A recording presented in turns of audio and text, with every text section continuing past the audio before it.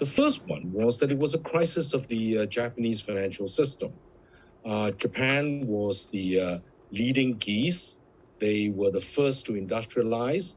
Then, as Japan got expensive, they shifted their production down to the four dragons. That's South Korea, Taiwan, Hong Kong, and Singapore.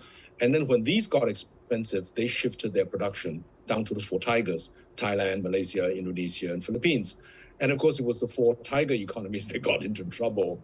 And the reason was that as Japan extended that supply chain, Japanese banks started lending not only to Japanese companies, but Japanese companies, lent on trade finance to their customers, which meant that the four tiger economies got a lot of flooding of liquidity.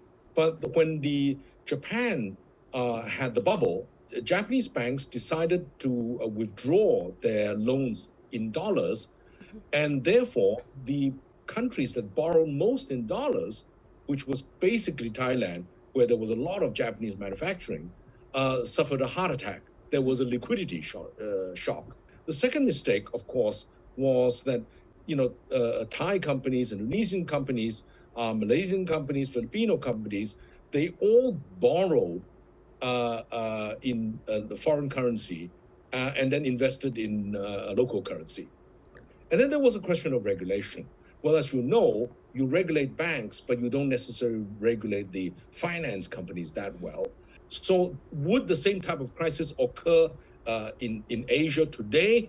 My answer is not that, the chances are not that high. But, with such complex geopolitical tensions, it's not impossible that something will happen the other side of the world. And then there, for example, if other emerging markets got into crisis, we in East Asia cannot totally escape the repercussions. Well, the lesson of the Asian financial crisis was, at the end of it, the crisis countries could have closed up. They didn't, right? South Korea opened up even more. Thailand opened up. Malaysia implemented exchange control, but it still opened up. So opening up to globalization is not bad.